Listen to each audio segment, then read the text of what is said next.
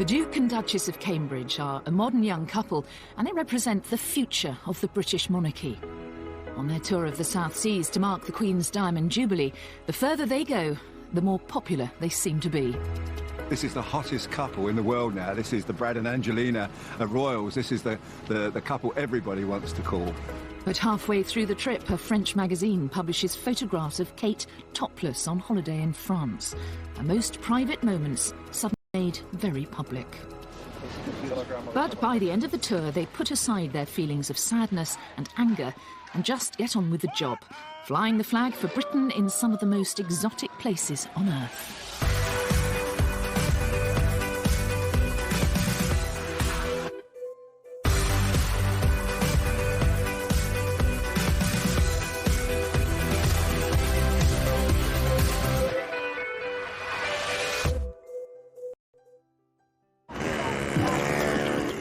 The first stop on William and Kate's South Seas tour will be Singapore. The former British colony has transformed itself into one of the Asian tigers, a bustling, thrusting super city. But Singapore is still a member of the Commonwealth, and the many colonial buildings reaffirm its links to the UK. But while many Singaporeans view this history as a shared heritage, what real connection is there between Singapore and Britain and the British monarchy?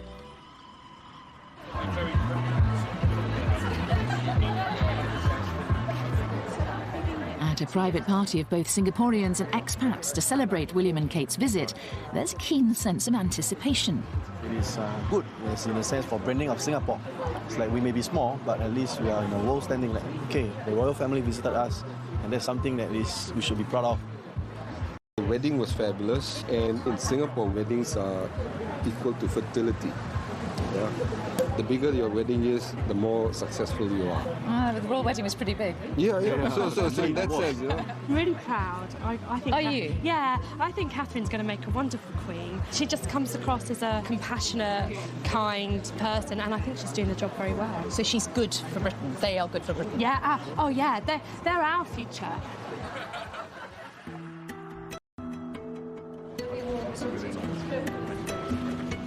William and Kate arrive in Singapore to face a gruelling schedule.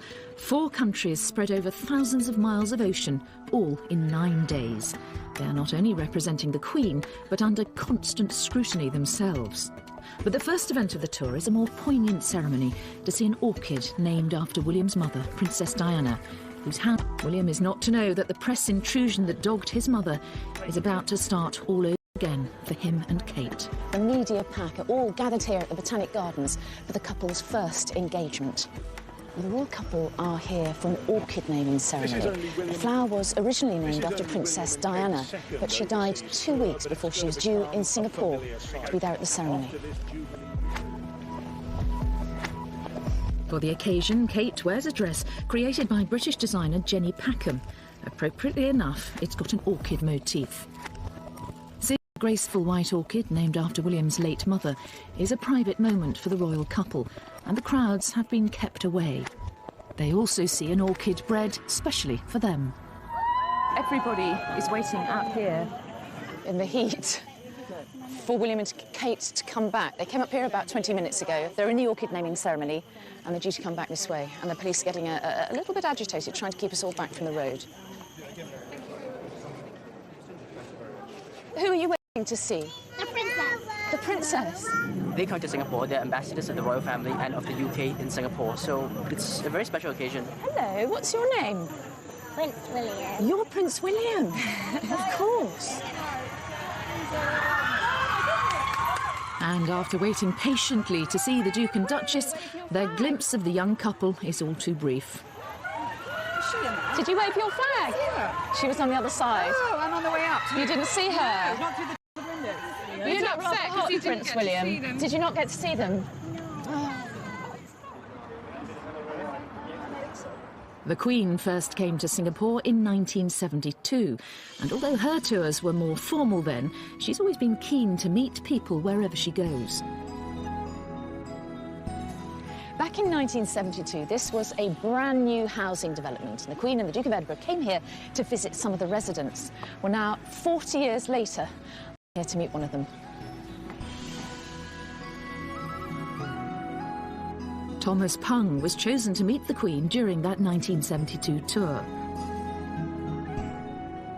Hello. Yes, Mr. Mary, I'm Thomas. You're welcome. I'm pleased to meet you. Thank you very much indeed. Welcome. Nice to meet you. Yeah, that's same. Thank you very much. Hello. This is my daughter Genevieve. Hello, I'm Mary. This nice is to meet my you. wife Mary. Oh, you're Mary as well. Yeah. There's Mary.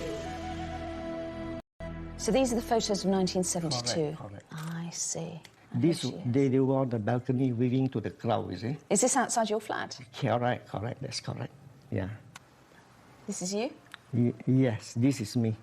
This is me. Mr. Pung, were you nervous before you met the Queen? Yes. You can never get this opportunity. And they said to you, don't offer the Queen anything, is that right? Yes. But you did give her a drink. She asked for it, so that's why we give it to her. That's how Mr. Pung has ended up with his very own royal souvenir. So which one is it? Is this one here? This first one is Her Majesty, you see. 1972, 18th of February. She came back in 2006. She came back to see you again? Correct. That's I correct. think she asked to see you, Mr. Pung. What do you think? I hope so. That was 2006? Yes. Before she could drink, I told her, I said, Your Majesty, if you take the first sip from the glass, you bring back your memory 34 years ago, which came to us. The same glass? Correct. That's why she's smiling. And you met her, of course, didn't you, with your dad? Yes. And you remember that very clearly. Yes. But it's interesting, isn't it? Because Singapore is so modern and the monarchy is so traditional in many ways. Well, I would say that England is a bit of the same. The monarchy exists in quite a modern society as well. And I think, the two can coexist. And what do you think about William and Kate? I think that many people are very interested to meet them, especially the Duchess. I think she's a role model to many young women. And lots of people are very excited about their visit. I think they really are. Kate, you're great! That excitement is plain to see at the couple's first walkabout at the Gardens by the Bay in central Singapore. You're looking as well as I am. Locals and expats alike are eager for their first chance to get up close to royalty. But no royal tour is just about pleasing the crowds. Next comes some of the real business of the trip, a visit to open a new engine assembly plant, which Rolls-Royce has just completed in Seletar. Good morning. Morning. Jonathan Asherson is in charge here. This is amazing. This is brand new, This is brand new, yes. It was opened in February by the Prime Minister here, and now we're just starting production. The facility has been built to supply the rapidly growing aerospace industry Far East. The vast majority of the 500 workers here are Singaporeans. Why is this facility in Singapore? Our order book is at about £60 billion, and a large proportion of that, and a growing proportion of that, is from Asia. Our customers have grown here tremendously. It's not about looking less in one place or the other or shifting, it's more about catering for the growth. Today, you've got the Duke and Duchess of Cambridge visiting. How significant is it that it is William and Kate? What is the William and Kate brand? What do they bring to the visit? Oh, I'm one of the managers in Rolls-Royce, so I'm not sure I know, actually, but boy, they certainly have the world's attention.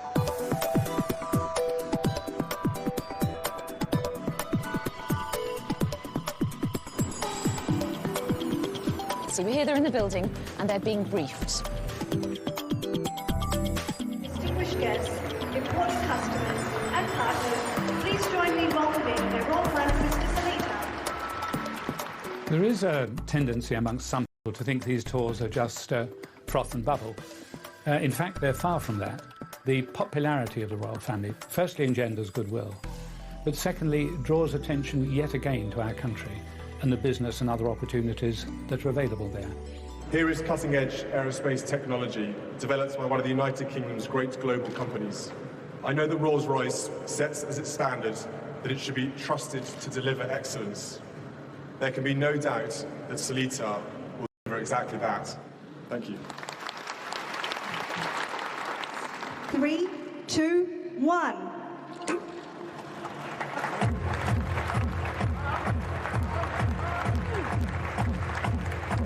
This is where the royal brand really works its magic, delivering the sort of publicity money just can't buy. The first Rolls-Royce aero engine assembled and tested in Singapore.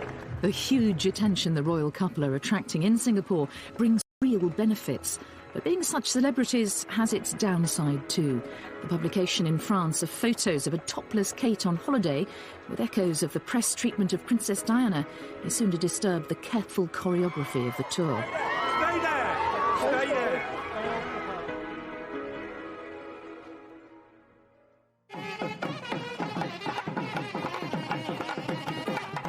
William and Kate's tour of the South Seas is providing them with an opportunity to see some of Singapore's cultural variety. The majority of people here are of Chinese origin, but there are also substantial Malay and Tamil minorities. Right, so next on the royal schedule is a cultural event at a housing development. Now, this place is called Queenstown, and it was named after Queen Elizabeth in 1952. It is pretty much a Singaporean residential area, and I think it's quite a good indication of how interested they are in the royal couple, and the turnout looks pretty good.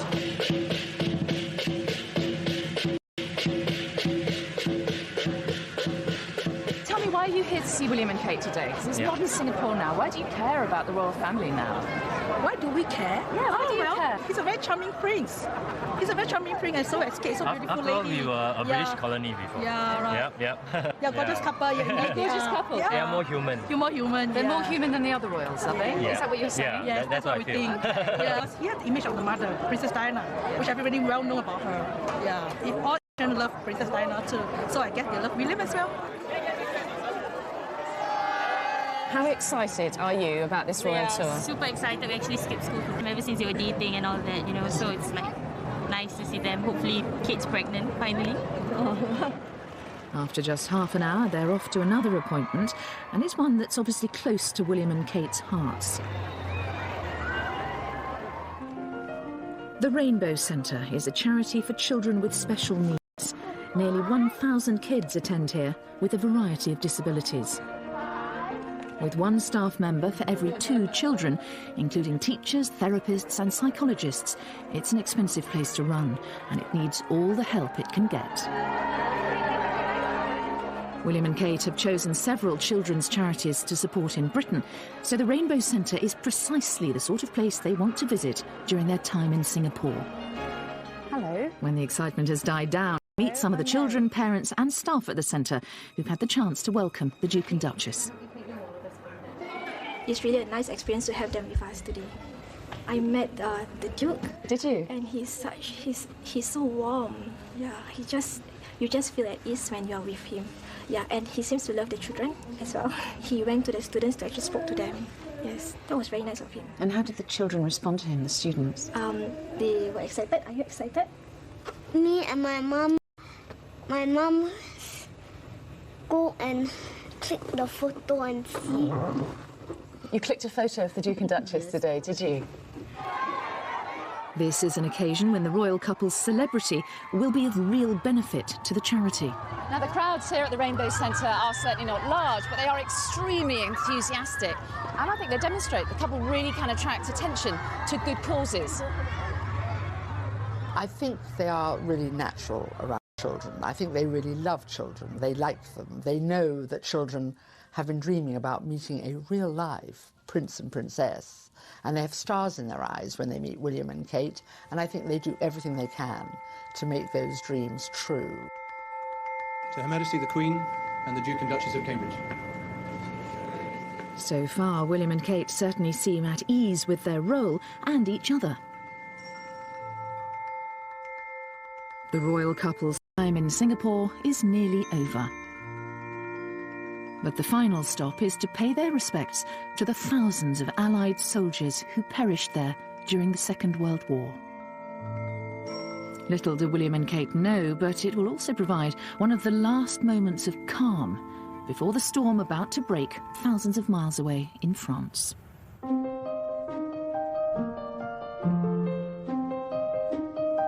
Two hours later, William and Kate land in Malaysia, and they're back in the spotlight.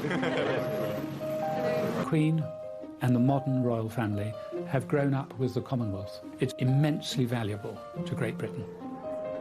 So far, the tour's all been going according to plan, but not for long. It's while the couple are in Malaysia that they will face their biggest test yet. They'll soon learn the news that intimate photographs of the Duchess of Cambridge are to be published in a French magazine.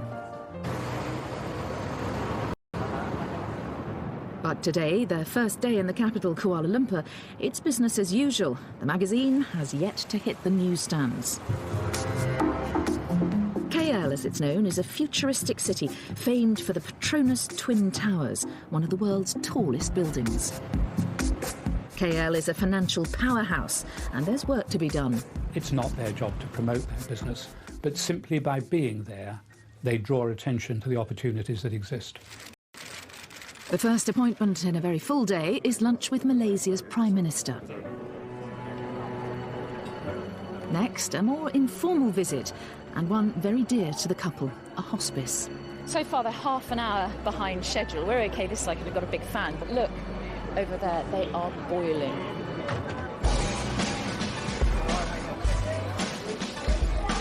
But for staff and patients at the hospice, it's all worth the wait. From its simple beginnings with one nurse and 2 volunteer doctors, the charity has grown to be the largest hospice in Malaysia, with 16,000 patient referrals last year. One of them is Mrs. Choi, who has lung cancer. When I was alone at home, I was thinking, oh, cancer. Then, no, you come to this centre, you find out that there are people worse off than you. You're not the only one. There are people worse off than you. Look at that. This visit creates, hopefully, a huge amount of awareness. I hope that people will be asking, why are they doing a visit to hospice? What is it? I hope that conversations will start to take place. With their up-close and personal style, the couple are putting their stamp on this tour. Kate's tenderness is reminiscent of Princess Diana, and from the reaction, it's clear that she has connected with the patients and touched the hearts of those she's meeting. She was very kind to me. She was very beautiful. 15-year-old Zakwan Anur may have only a short time to live. He's postponed a blood transfusion just so he can meet the Duchess. I think that's one chance in a lifetime. She's very kind, and I see that she likes children. Zakwan turned 15 just 2 days ago. His mother says that meeting the Duchess has given him such a boost. It's as if his leukemia... Sign anything. And she said he was brave and he was handsome and his face lit up. Magical moment. High position people, they are very busy, but she spent time. I'm very, very, very, very happy. I can't believe I met her. Kate chooses which charities to support with great care. And back in the UK, one of those is a children's hospice. She specifically asked to visit Hospice Malaysia while she's in Kuala Lumpur. It's here that Kate gives only her second speech since becoming Duchess of Cambridge, and her first one abroad. This is a very special place, and so much is already being achieved. It has been wonderful meeting the patients, families, and all the staff here. You have given us the most wonderful welcome. If she's feeling nervous, Kate certainly doesn't show it. Thank you again for inviting us here, and all the very best to this exciting new initiative. Thank you. You know, she's good at her job. I would never criticise this girl. I mean, she's come into it as, you know, and it's a tough job being a member of the royal family, but, you know, the best part she's brilliant at, and that is with children and people who are not very well. She just seems to give her whole self to them. This girl is really falling into the job, but, you know, the attention she gets, you know, it's incredible. The couple are used to being in the media spotlight, and tonight, as guests of honour of King of Malaysia, they don't disappoint. The royal family have had many, many, many years to get used to it. And here is Catherine, who, you know, 2 years ago was still, as it were, a commoner, one of us, handling it as if she'd been doing it all her life. Tonight, it's Kate in her Alexander McQueen dress embroidered with Malaysia's national flower, the hibiscus, that makes the front pages. Tomorrow, it's what she's not wearing that will grab the headlines.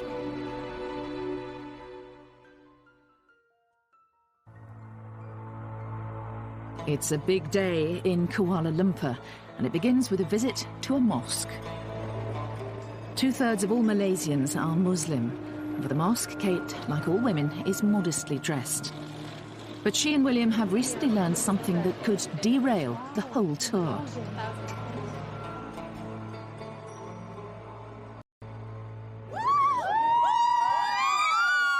Unknown to the thousands at the Royal Walkabout in Central Park, back home news is breaking that a French magazine is about to publish photos of Kate topless on holiday in France.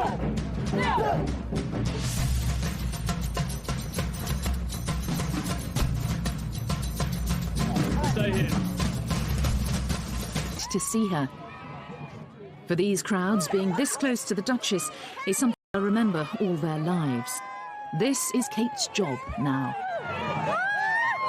She took your flower! You look like you're going to cry! I called out her and she turned around! I think that it'll bring a really big deal to Malaysia, that, you know, it's like the royal people of England actually coming to Malaysia. That's a really big honor to Malaysia. It'll bring really great honor. Love William and Kate, and they're the best couple. Long live William and Kate. The royal family will see that down that very slim body, there's a rod of steel going down through her spine where she can think, I'm not going to think about it. I'm going to do exactly what I would have done before these photographs were discovered. I am going to behave as the Queen would want me to. And I think that has probably reassured the royal family, whatever may be thrown at them, and who knows what will, she'll cope. Oh, she's gorgeous.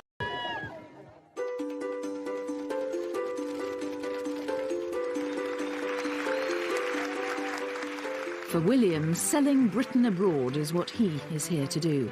Malaysia is an important emerging global market. My grandmother told me that Malaysia would provide us with some wonderful experiences and unforgettable memories. And so indeed it has proved.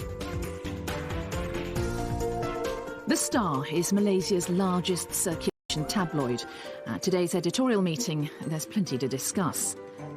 Look at the expression, the face. But here it's the tour itself that makes the front page. There is a lot of interest in the royal, especially the British royal family in this country. Some aspects, yes, but because it's such an important visit by such popular royals, that's why we put it on the front page. Today we've got emerging the story about the topless photos. What would be your attitude as a media outlet to those, do you think?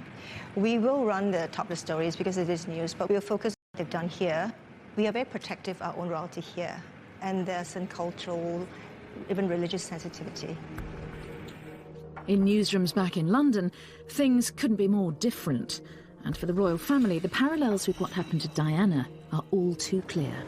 There is fury at the palace, statements saying they are genuinely angry at the invasion of privacy, but throughout it all, the Duchess has to remain at all times composed. A Jubilee tea party for local celebrities is a welcome distraction, and the only photographers here are here by invitation. She was telling me that this is her first trip so far in the East. I think she hasn't been in this part of the world before. They are such a lovely couple. You set a great example. You know, I'm always against anyone that invades privacy. And why do you want to embarrass it? Of the photographs, the Duke and Duchess have been spared the excesses of the paparazzi. The fear is that this will encourage more invasions of their privacy. William and Kate can only hope that they can put the incident behind them. They're heading for Sabah in Malaysian Borneo. After the hustle and bustle of two modern cities, and above all the storm over the photographs, the peace and tranquility of the Borneo rainforest must come as a welcome relief.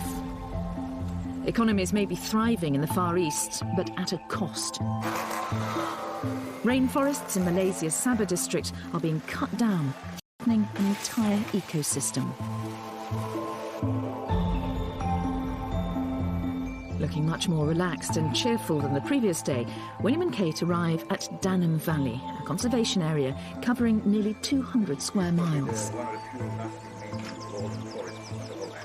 The couple both have a long-standing interest in this kind of project, and research here into the impact of deforestation is funded by the Royal Society, of which the Duke is a fellow.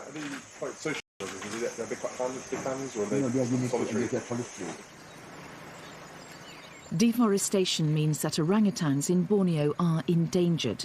The royal couple's visit is crucial in highlighting to a global audience the plight of the valley and rainforests in general. It will raise awareness of the existence of conservation efforts in Sabah, and also how important it is to conserve what you have left. Dr. Yusa, a specialist in high canopy ants, trained at Cambridge. Today, she will welcome the Duke and Duchess of Cambridge to a bird's-eye view, 130 feet up.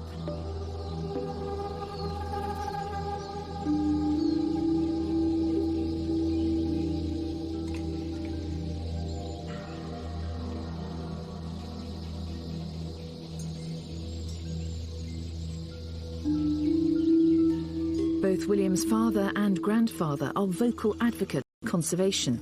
William and Kate are keen to carry on this very royal tradition. They savour their time here, because soon this period of quiet contemplation will be over.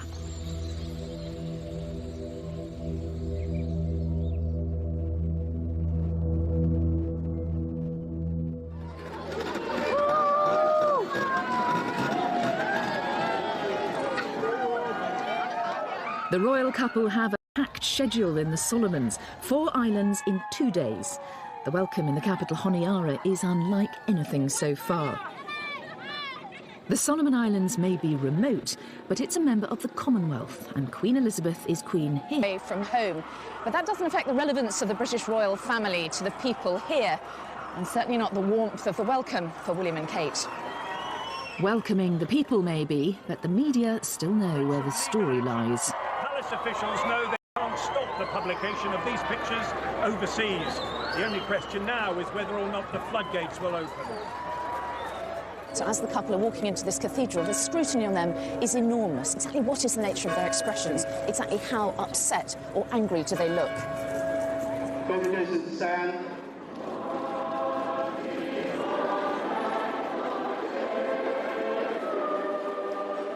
I think what is really, really sad about this is the timing of, in a really great Jubilee year, the Queen was so pleased with the younger generation of royals, so happy that they were picking up the mantle. You know, William and Kate are the future, and this has really, really soured that, I think. And whatever the rights and wrongs of it, anything that dents the dignity of the royal family in the end is bad for it as an institution. Yet none of this seems to matter to the thousands spilling out of St Barnabas Cathedral.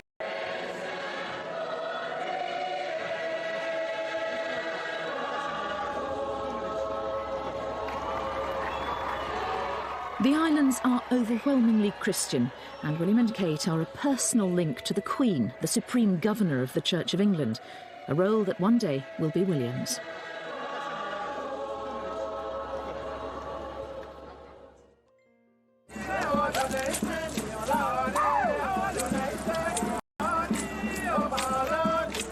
On day 2 of the Solomon Islands visit, the couple are due to experience some island culture.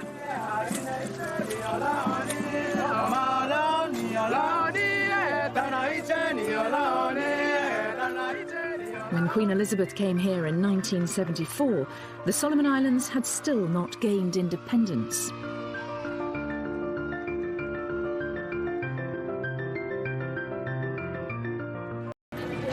Do you remember when the Queen Elizabeth came here? Yeah, I was a student, and I actually shook her hand.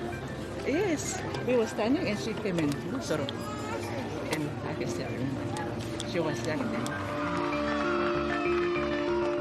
That was 40 years ago. Loyalty to the royal family remains strong here.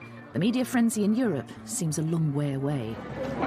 What do you think? I think it's unfair. They should just leave them alone and, you know, let them do what they want to do. It's not nice at all. They're also ordinary people. They have to have privacy, and it's a shame that, you know, those magazines were, you know, showing those photos. That's the moment.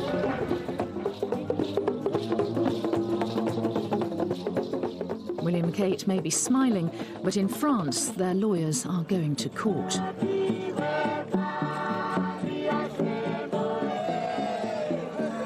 One enduring link between the islands and the UK was forged by William's grandfather. 200 young people here are involved in the Duke of Edinburgh's International Awards scheme, and Prince William gives out gold awards to participants in person. The visit of not only a prince, but the president of the Football Association is roundly applauded. Okay, squeeze round, face that way. Oh, no, this way. And here's one photograph he doesn't mind being taken. The Duchess has been meeting a group of Solomon Island women. They present her with an exact replica of the cake given to the Queen in 1974.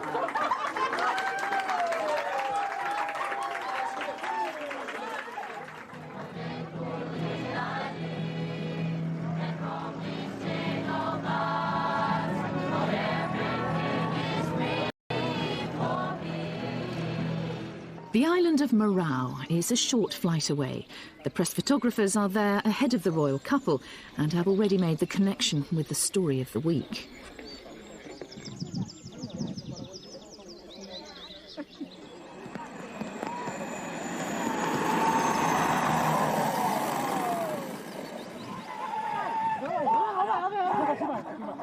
The body language of the reception party is harder to read, but it's not as hostile as it seems. It's just the traditional welcome for newcomers.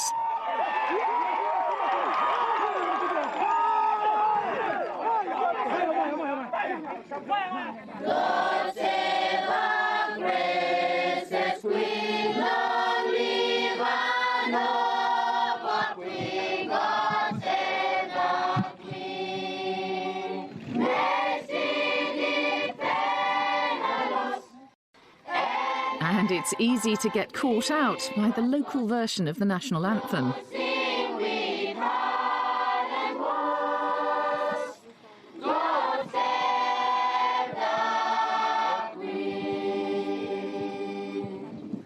Given the rolling story of the last few days, the irony of this presentation cannot have been lost on the young couple.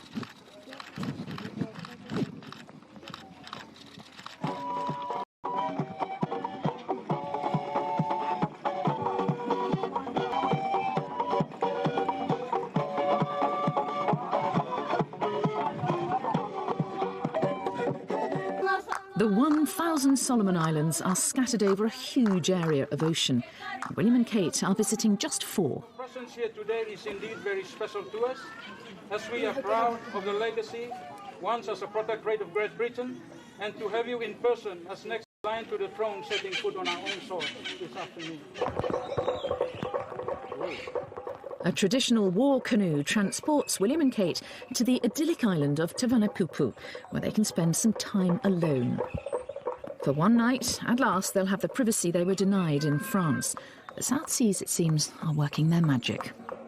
He was really furious as we left Kuala Lumpur, and now it's just incredible. He's just so happy, and Kate as well. They've just got back to the old partnership, sparking off each other and enjoying it, and letting the people see that they're enjoying it. You know, when you think the pain that she's been through this week, never believe this woman is able to sort of put that somewhere in her brain and then get on with representing Great Britain.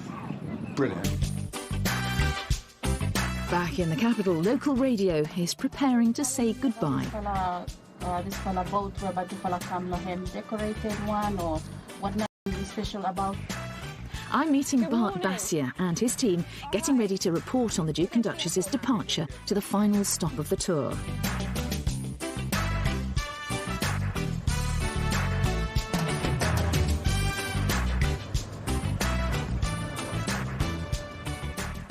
We're up against it time-wise. Have we missed them, Bart? No. No? There's no television station on the island, so it's down to the national radio broadcaster to report this big story on their mobile phones. So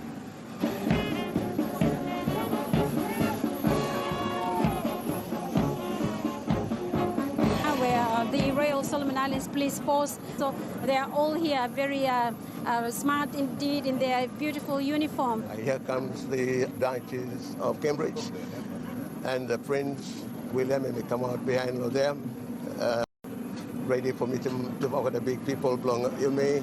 So Bart and his colleague Noddy are now broadcasting live to the Solomon Islands. Just pause for the national anthem.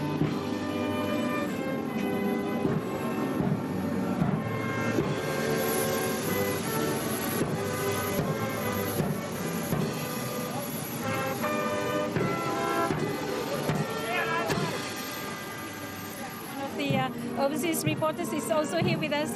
Mary Nightingale, and I'm from ITV in Great Britain, and we're here to follow the tour of the Duke and Duchess as they visit the Solomon Islands. And we started in Singapore, we came to Malaysia, and then we arrived in the Solomon Islands, and it's wonderful to be here.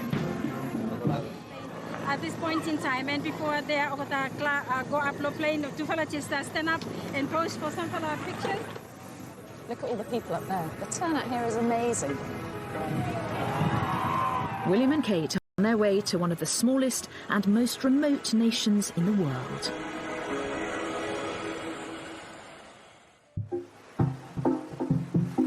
"15,000 miles from the UK, Tuvalu is the most distant of the Queen's realms.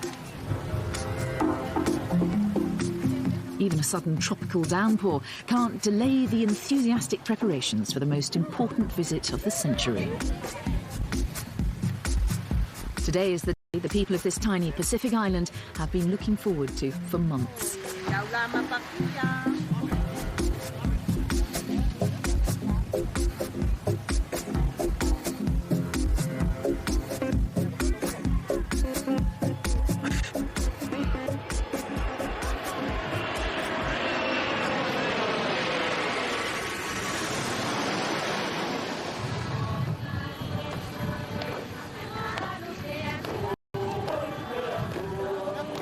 The last royal visit was in 1982.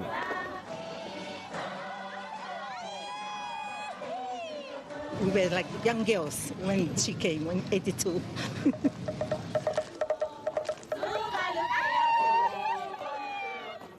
Everybody's excited about this visit. It's a lifetime opportunity to host the royal family. Paparazzi photographs and legal action seem a world away. Looking relaxed and happy, William and Kate are eager to embrace what Tuvalu has to offer, and it's like nothing they've seen before.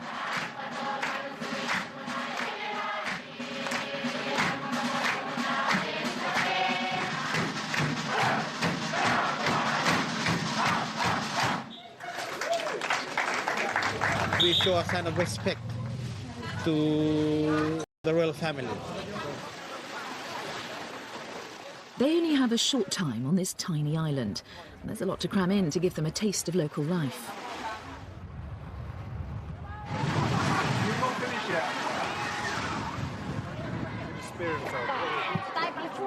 Be careful of that. It's good to eat, is it? Yes. A royal visit is a massive boost for a country like Tuvalu, helping to raise its profile across the world. The importance of the visits is strengthening our ties, historical ties that we already enjoyed over the past years. It brings our people together. However remote these islands are, they're not immune from global environmental threats. Rising sea levels pose a real danger to their survival. Experts warn they could simply disappear beneath the waves. A lot of Tuvaluans are scared, and some of them have moved on, and knowing that there is no future for their children or their grandchildren here. Iafata Pianiu is a captain in the Tuvalu Navy. He's known the sea all his life. We can see a lot of changes in the weather. Normally we don't have strong wind. We are experiencing that now. Preserving the islands for the next generation is a priority. But today, all that next generation wants is to meet a real-life prince and princess.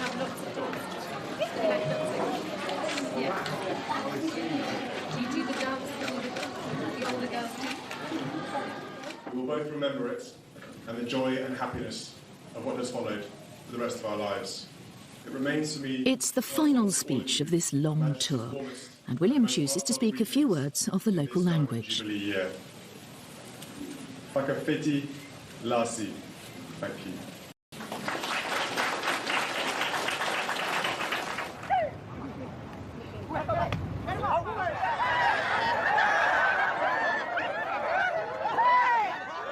There's time for a quick game of volleyball.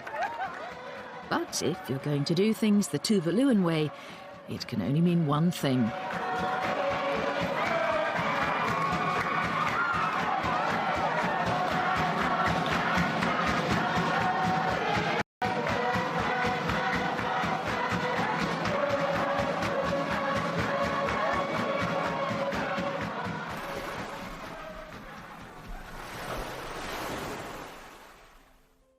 The couple learn their lawyers have been successful in preventing further publication of the photographs in France.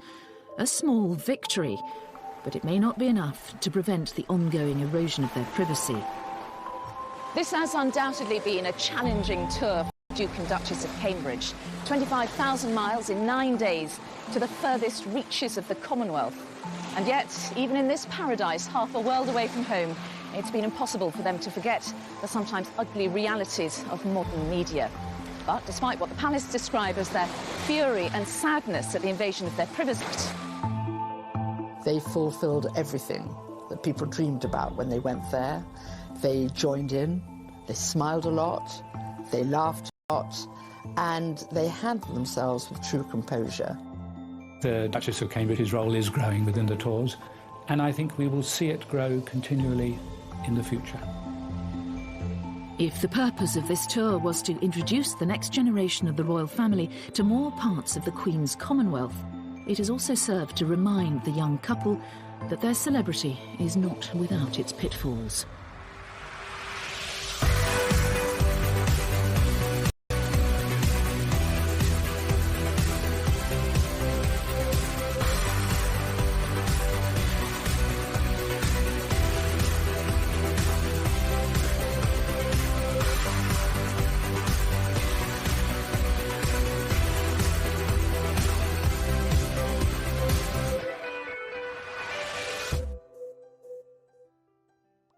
Kate wears a dress created by British designer Jenny Packham. Appropriately enough, it's got an orchid motif. Seeing a graceful white orchid named after William's late mother is a private moment for the royal couple, and the crowds have been kept away. They also see an orchid bred specially for them. everybody is waiting out here in the heat for William and Kate to come back. They came up here about 20 minutes ago. They're in the orchid naming ceremony, and they're due to come back this way. And the police are getting a little bit agitated, trying to keep us all back from the road. Who are you waiting to see? The princess. The princess? They come to Singapore. They're ambassadors of the royal family and of the UK in Singapore, so it's a very special occasion. Hello, what's your name? Prince William. You're Prince William? Of course. And after waiting patiently to see the Duke and Duchess, their glimpse of the young couple is all too brief.